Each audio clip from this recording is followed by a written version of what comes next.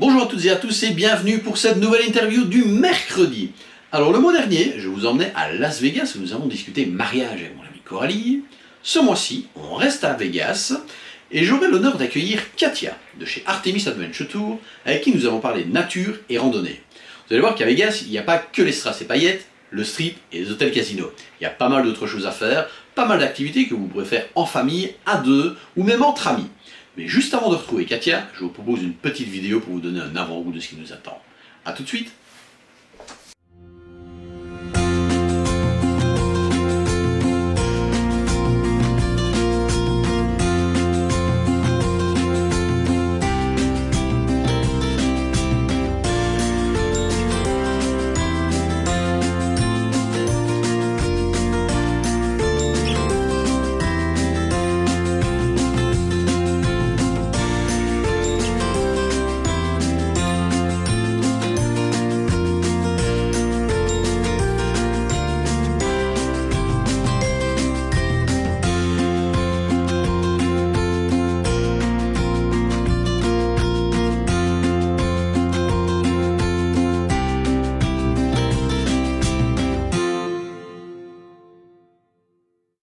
Bonjour à toutes et à tous et bienvenue pour cette nouvelle interview. Alors, le mois dernier, on partait au cœur de Las Vegas.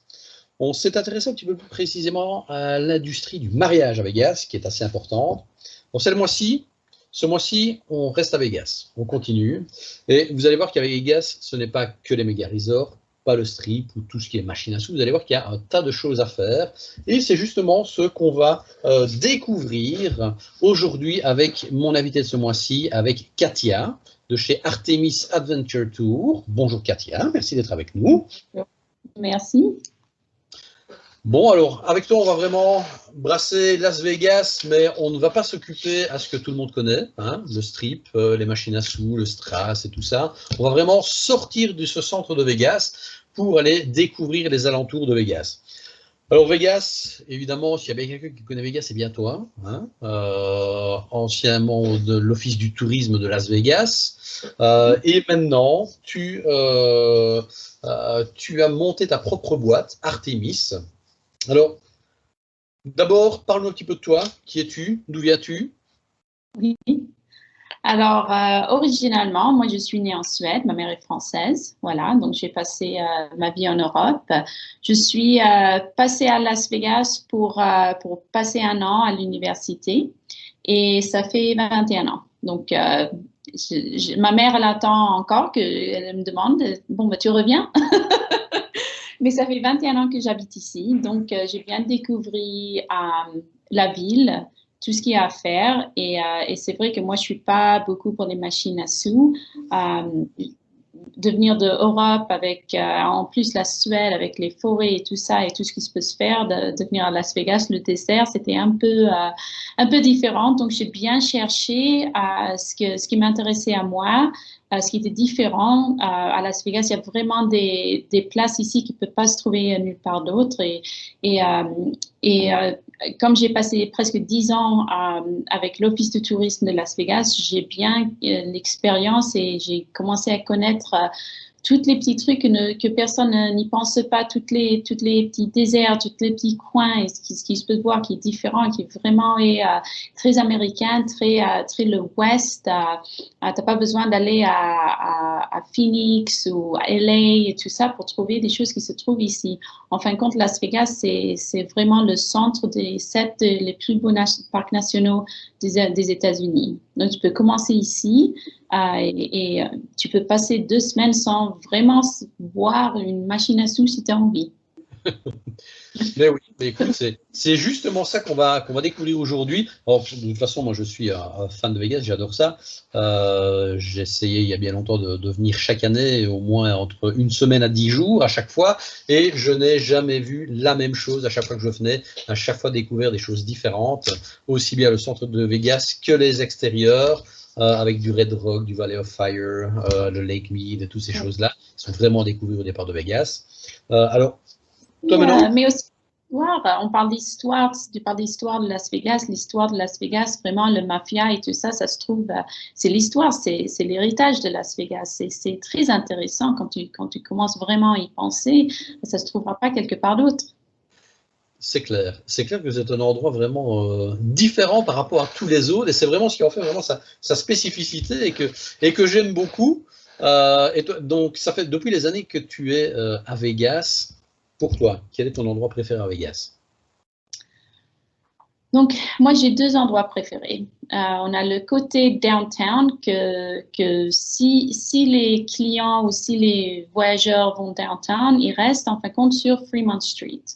Et il y a beaucoup d'investissements qui s'est fait pendant les dernières 10 années. Il y a le musée du mafia qui s'est fait, qui est super. Puis c'est en fin de compte toutes les villes d'influence mafia aux États-Unis, Boston, Philadelphie, qui s'est tous mis ensemble pour former un musée. Et c'est à Las Vegas. Et c'est vraiment super. C'est une histoire qui se trouve nulle part d'autre.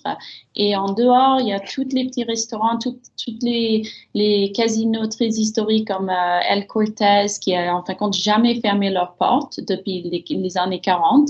Ils n'ont jamais changé. C'est le même. C'est comme s'il y avait un mafioso qui était juste à côté de toi. Et c'est vraiment une histoire qui se trouve nulle part d'autre. Et il y a les petits restaurants, il y a aussi le Arts District, où il y a toutes les murales et des choses que en fin de compte, c'est pas vraiment ce qui a été le marketing ou la promotion de Las Vegas. Une deuxième place mais mon préféré, alors il y a c'est à peu près 20 kilomètres entre le Hoover Dam et Willow Beach. C'est une rivière qui divise le Nevada de Arizona. Et là, vous avez des chutes d'eau, vous avez des petites plages, il y a tout le wildlife qui peut se voir. Et c'est complètement clair. Et j'y vais en canot, j'ai un petit kayak pour y aller en bateau, le stand-up paddleboarding. Moi, je passe tous mes week-ends là. Eh bien, écoute, tu vois, voilà encore un endroit que je ne connaissais pas. Sur Vegas, il va donc falloir que je revienne. Hein. Oui, mais bien, on va y aller. On ira ensemble. Mais oui, c'est vraiment top. Alors, voilà, ici, comme je disais un petit peu plus tôt, bon là, je pense aussi que cette pandémie nous a tous un petit peu aidés à faire des projets auxquels on n'avait peut-être pas osé faire avant cette pandémie. Et donc, notamment, toi aussi, tu as profité, entre guillemets, de cette pandémie pour lancer ton propre business, donc Artemis Adventure Tour. Bon, parle-nous un petit peu. Comment est née cette grande aventure? Quelle a été l'idée? En fin de compte, ça avait commencé pendant les dernières 10 années que j'ai passé avec l'Office de tourisme. Je me suis bien aperçue qu'il y avait quelque chose qui me manquait. Et surtout sur le marché européen, j'avais beaucoup de clients qui me demandaient, mais ils voyaient mon Facebook, mon Instagram personnellement, ils me demandaient, oh, mais qu'est-ce que tu fais tous les week-ends? Moi, je voudrais faire ça aussi. C'est à Vegas, ça? T'es sorti? Et il n'y avait pas de compagnie qui offrait les services de vraiment être dehors. C'était surtout, mais c'était plus, peut-être plus une attraction que vraiment quelque chose de vrai pour voir la nature. Vous avez Zion, vous avez le Vallée de la Mort qui se peut faire et vraiment, il y avait une demande, il y avait quelque chose qui manquait. Donc, pendant la pandémie, moi, j'ai décidé de finalement lancer la compagnie avec tous les produits que tout le monde me demandait toujours de lancer. Voilà. Donc, on a lancé notre compagnie au milieu de la plus grande pandémie. Et c'était vraiment intéressant, mais ça forme du caractère, ça c'est sûr. Et ça nous a aussi donné l'opportunité de vraiment être sûr sur notre produit, vraiment de tous les petits trucs qui ne marchaient pas. On a tout changé, ça nous a donné l'opportunité de faire un peu de practice pour vraiment, une fois que les vols reprennent d'Europe, que ça sera parfait. Et voilà, donc maintenant, on a surtout des côtés domestiques aux États-Unis et là, on a des tours tous les jours. Waouh, waouh. C'est vrai que cette pandémie nous a permis de vraiment prendre notre temps pour créer le business. Hein. C'est vrai qu'en règle générale, on n'a pas vraiment le temps. Hein. On lance le business parce qu'on a l'idée et puis on essaie de les changer au fur et à mesure de ce qui se passe. Mais là, ici, finalement, ça nous a vraiment permis de pouvoir vraiment reposer les bases de ce business et pouvoir être prêt quand ça va redémarrer. Et ça, c'est vraiment top avec du produit vraiment qualitatif. C'est ça qui est vraiment top. Alors ici, dis-nous, quel produit avez-vous eu l'occasion de mettre sur pied? Qu'est-ce que vous proposez? Donc, les deux plus populaires qu'on a, c'est le Downtown Walking Tour. Le numéro un, c'est le Downtown Walking Tour. Ça, c'est à peu près, c'est une marche de piétons pendant 2 heures à peu près.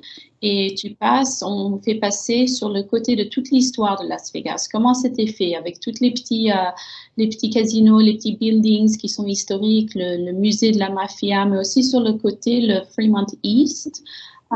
Où vraiment il n'y a pas trop de touristes, c'est surtout les inhabitants de Las Vegas qui y vont, et c'est les petits restaurants, c'est les art shops, c'est vraiment avec les street alleys et les petits les murales et le art, sur le côté artistique. Donc c'est très différent, et ça vraiment c'est parce qu'il y a 20 ans que moi je suis venue ici, il n'y avait personne qui allait downtown. C'était franchement un peu, il y avait beaucoup de clochards, c'était un peu...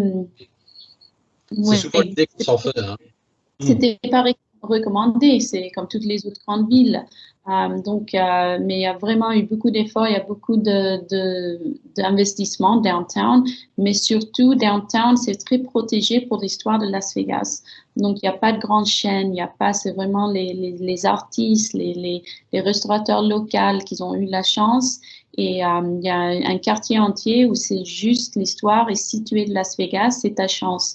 Donc, il n'y a pas des grands chefs de LA, c'est très différent, il y a une histoire unique. Donc ça, c'est notre tour numéro 1 qu'on fait, c'est le Downtown Walking Tour. Numéro 2, c'est le Red Rock Hike. Donc on fait une excursion à peu près 5 km à pied, un peu plus difficile, mais c'est le côté Red Rock Canyon, qui est à peu près de 30 minutes de Las Vegas. Tu sais, un tour, tu fais à pied avec le petit snacks, mais pour les photos et pour voir vraiment c'est tous les côtés rouges où il y a même une place où tu as une petite truc de dinosaure, tu sais, le dinosaur park. Voilà. Donc c'est juste quelque chose qui se ne trouve nulle part d'autre. Ouais, top, Oui. top. Troisièmement, on fait aussi le Vallée de la Feu. Donc ça, c'est un peu pour les gens qui n'ont pas trop de temps. C'est à peu près 1 heure d'ici. Et une autre excursion qui est notre troisième le plus populaire, c'est la vallée du Mort, qu'on fait en une journée.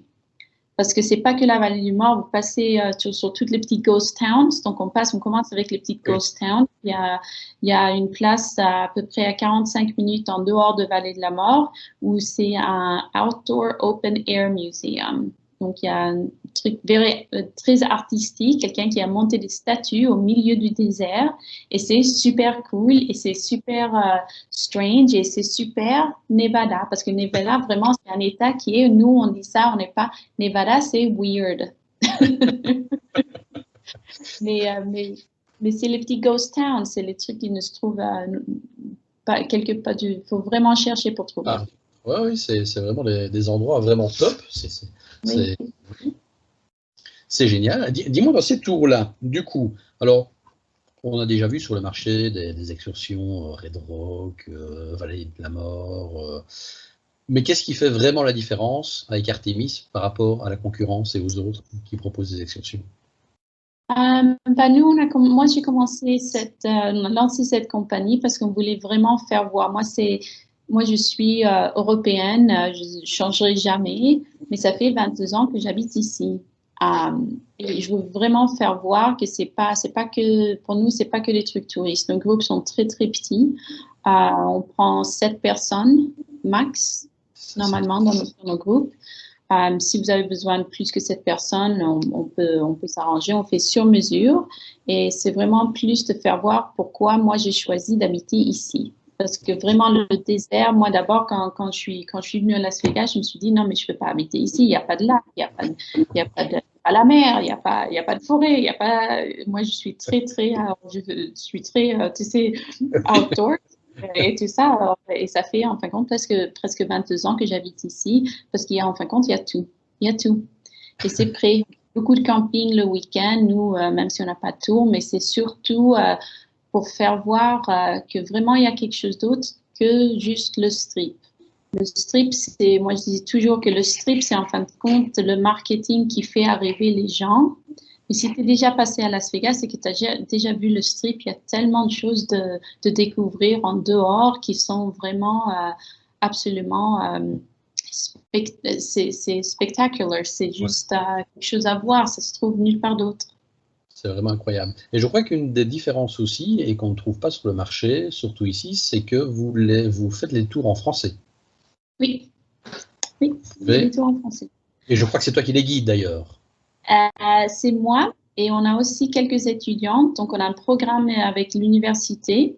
On a une grande université ici à Las Vegas où je fais aussi le mentor pour les étudiants internationaux. Donc, on a beaucoup d'étudiants qui viennent travailler pour nous pendant l'été, pour les tours. Donc, on fait les tours en plusieurs langues. Et c'est aussi un échange et une chance pour eux parce qu'ils viennent de tout le monde pour aller à une école de tourisme qui est une des meilleures universités du monde à Las Vegas et ça leur permet de vraiment gagner l'expérience, pas que avec les tours, mais de parler avec comment le client belge il voyage, comment le client allemand il voyage et qu'est-ce qu'il cherche et comment ça se fait avec le travel trade et ça leur permet vraiment de l'expérience d'avoir une bonne start. Vraiment de pouvoir bien commencer sur le marché, c'est Oui. top. Du coup, vous proposez ça en combien de langues, vos tours? En ce moment, on a 7 langues, je pense. 7 langues. Ça dépend un peu des étudiants. Ils travaillent beaucoup, surtout avec l'été. Pendant l'été, normalement, avant les pandémies, quand même, tout a changé. Normalement, plusieurs des clients internationaux passent l'été à Las Vegas, donc il fait très chaud, mais c'est aussi la période où tous les étudiants ils cherchent d'avoir leur expérience, ils cherchent de travailler. Donc, on a un peu plus d'étudiants qu'on travaille avec. Et les étudiants déjà de l'université, ils ont 20 ans ou plus ici. Et après, pendant le reste de l'année, c'est un peu comme ça. Donc, moi, je fais mes études d'espagnol en ce moment. Bien. Mais on a toujours espagnol, français, anglais et évidemment suédois et italien. Ah, bien. Bien, ça couvre déjà une belle partie, ça.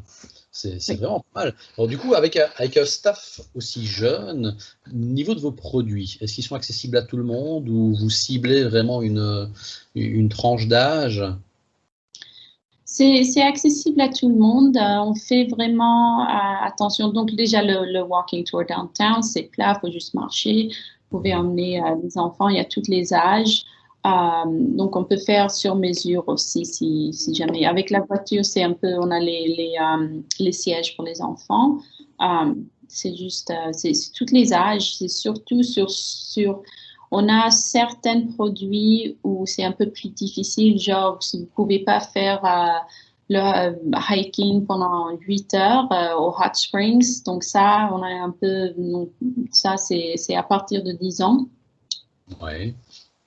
Mais c'est surtout parce que sinon c'est un peu trop difficile. Le Red Rock Tour, on le fait normalement le tour standard qu'on fait, c'est à partir de 7 ans.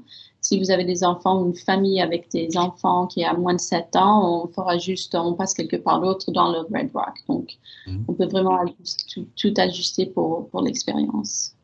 Bien. Et même si on a des demandes pour des gens un petit peu plus sportifs, même qui veulent faire du standing paddle ou ce genre de choses, on sait vraiment tout organisé. Vous avez des gens qui ont les diplômes plus sportifs pour faire ce genre d'encadrement? J'ai beaucoup, alors sur le côté, alors moi je fais beaucoup de volontaires avec, avec le secours ici, le Red Rock Search and Rescue. Et plusieurs de les guides sont aussi volontaires Search and Rescue. Donc, ils sont certifiés, c'est en fin de compte des gens qu'on appelle pour secours. Donc, je ne m'inquiète pas. Vous êtes en bonne main. C'est pas, ne vous inquiétez pas. Vous n'allez pas vous perdre. Ça va aller. Mais tout le monde est très, très qualifié. Ouais, mais ça, c'est un truc que tu as dû apprendre ici en Pure, parce que, allez, on se connaît depuis quelques années, et c'est vrai qu'avec l'Office du tourisme, quand j'ai vu, après, une fois que tu as quitté l'Office du tourisme, une fois que j'ai commencé à voir ton Facebook et ton Insta, je me dis, mais elle fait tous ces sports-là. C'est un truc que tu aimais déjà d'habitude ou que tu as vraiment appris pour lancer ici le business? Ça faisait des années que j'étais volontaire avec le Search and Rescue, avec le secours. Donc, moi, je fais spécialiser, j'ai beaucoup d'expérience, j'ai beaucoup de certificats avec, je fais le secours sur l'eau, so River Rescue. Et je fais aussi, j'ai aucune idée comment ça s'appelle en français, c'est le Ropes Rescue, le High Angle Ropes Rescue. C'est en fin de compte, si par hasard tu tombes de la montagne, c'est moi qui viens te chercher. Avec ouais. Avec la corde et les harnais pour venir rechercher. Exactement. Voilà. Wow. Donc ça, on a plusieurs. J'ai deux autres membres qui sont aussi Ropes Rescue Certified qui font ça. Évidemment, aussi, mais sur l'autre côté, parce que nous, on fait tous les secours, on vous emmènera jamais quelque part où il y a un risque. Voilà. Ça, c'est toujours bien à savoir. C'est toujours bien à savoir. Voilà. Et c'est obligatoire d'être vacciné. C'est obligatoire pour travailler pour nous. C'est aussi obligatoire d'avoir le first aid, le CPR, donc pour le secours. Voilà. Bien, bien. Alors, du coup, si on fait une activité plus sportive, où il faut aller sur le lac, ces choses-là, niveau du matériel, est-ce que vous en occupez? Est-ce que c'est payant? Oui. Est-ce que c'est compris? Ça fonctionne comment exactement? Alors, c'est tout compris. Tout est compris. On vient vous chercher. C'est un prix et tout est compris. C'est un peu plus facile pour nous parce que là, en ce moment, on fait tous les groupes. Comme le lac, c'est un peu plus, les groupes sont un peu plus moins, donc on fait des groupes de 4 à la place. Ça, c'est le standard, c'est le standard, et après, on fait 7 pour les autres groupes. Mais tout est compris. On vient vous chercher, il y a tout inclus, le lunch, le déjeuner, les snacks, l'eau et tout ça. Parce qu'on sait aussi très bien que si vous venez à Las Vegas, si vous venez d'Europe à Las Vegas, vous n'avez pas emmené vos chaussures à l'eau. Oui, c'est ça, oui. Ben oui, c'est vrai, quand on a envie d'une expérience un petit peu différente, c'est vrai qu'il faut tout ce matériel-là. Mais si vous le fournissez, c'est vraiment top. Et les transferts aussi. Du coup, ça se passe comment? Vous prenez contact avec les gens 24 heures avant pour essayer de mettre un point de rendez-vous ou quoi? Oui, donc on fait le pick-up, on vient chercher sur le strip ou downtown. Et voilà, on vous fait la communication avant. La communication aussi pour le déjeuner aussi, s'il y a des allergies ou si quoi que ce soit comme ça. Si, par exemple, on fait aussi beaucoup de... s'il y a quelqu'un qui peut-être est en fauteuil roulant, on peut faire aussi les ajustements pour ça. Donc, c'est ça, il faut vraiment faut demander directement. Mais il y a plusieurs de notre tour qui peut se faire pour inclure tout le monde en fin de compte. Ah oui, et quoi, vous avez des véhicules adaptés, s'il y a des chaises roulantes ou ce genre de choses? On prend un véhicule adapté et aussi pour le Downtown Walking Tour, on fait la course à pied, ça peut aussi s'adapter. Ah oui. Oui. Ça, c'est top, ça. C'est vraiment s'ouvrir à tout le monde. Mais c'est vraiment à tout le monde parce qu'il y a déjà à Las Vegas, il y a quelque chose pour tout le monde et juste parce que quelqu'un ne peut-être pas marcher les 3 km ou les Ah oui. 5 km. Ça ne veut pas dire qu'on ne peut pas les inclure. Moi, c'est vraiment important pour nous que tout le monde soit inclus. On a une petite compagnie, on a assez de guides, mais on veut vraiment faire voir. Les groupes sont petits, donc c'est pas. Et c'est vraiment ça la différence, je pense, avec notre compagnie, c'est qu'on veut vraiment que tout le monde a une bonne expérience, que c'est pour vous, c'est pas nécessairement pour prendre 100 personnes au parc.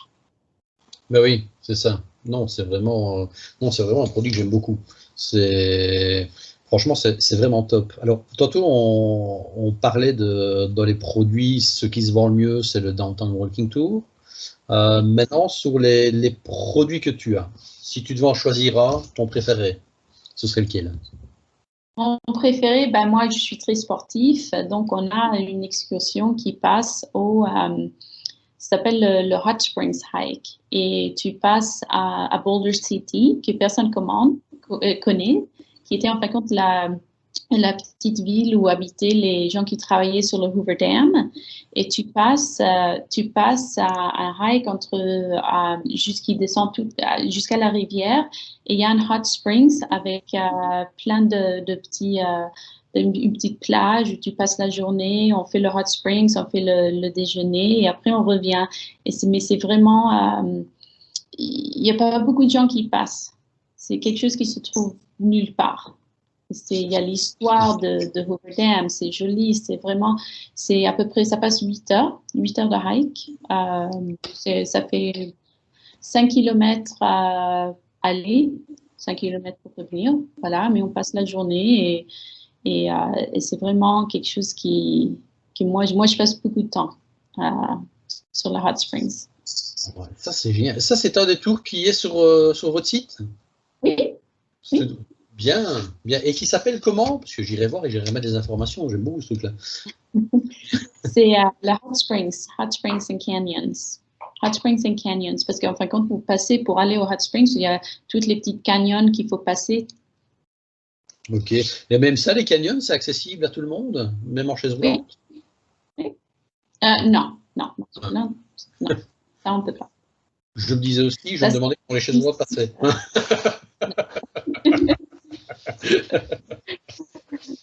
ça sera un peu plus difficile. Ouais. Mais non, mais celui-là est vraiment top. Je remettrai les informations ici dans la description, comme ça on aura une petite idée. Maintenant, on parlait tout à l'heure des gens qui ne sont pas fans de Vegas. Si tu devais les persuader que Vegas, c'est autre chose que les machines à sous, qu'est-ce que tu leur dirais? Il y a beaucoup de culture, il y a eu beaucoup de changements. Donc, c'est vrai qu'il y a 20 ans, Vegas, c'était que les machines à sous, c'était que le gaming. Maintenant, on a le sport. On a aussi tout le sport qu'on a. On a les Las Vegas Raiders qui étaient avant le Oakland Raiders. Et je crois que la différence, c'est que ça a beaucoup changé. Donc, avant, quand tu faisais l'itinéraire West Coast, tu allais à San Francisco pour voir Alcatraz, tu passais à Los Angeles, tu passais à Las Vegas. Las Vegas, c'était juste le stop pour aller à Grand Canyon. Maintenant, tu peux, en fin de compte, faire toutes les expériences à Las Vegas et pas besoin d'aller dans toutes les autres cités. Parce qu'on a le sport, on a la gastronomie, tous les restaurants. On a évidemment la boîte de nuit, tout ça, si ça te va, mais on a tout le côté outdoors. On a l'histoire, la culture. Et je pense que la plus grande différence, c'est que tu peux prendre un hôtel à 5 étoiles à Las Vegas, que tu paierais le même prix pour un hôtel de 2 étoiles à San Francisco ou 3 étoiles à Los Angeles. Et tu passes la nuit dans ton suite, dans ta belle chambre, et après, pendant la journée, tu fais toutes les excursions et tu reviens. Et c'est vraiment des vacances un peu plus, c'est un peu plus de valeur, je pense, pour ton euro ou pour ton dollar. Et c'est une expérience un peu plus élevée, si tu Ben veux. oui, et plus authentique, hein. C'est ça qu'on s'imagine mal, ce côté-là de Vegas. C'est vrai que le côté outdoor est vraiment du coup, maintenant, on peut de plus en plus personnaliser son séjour à Vegas.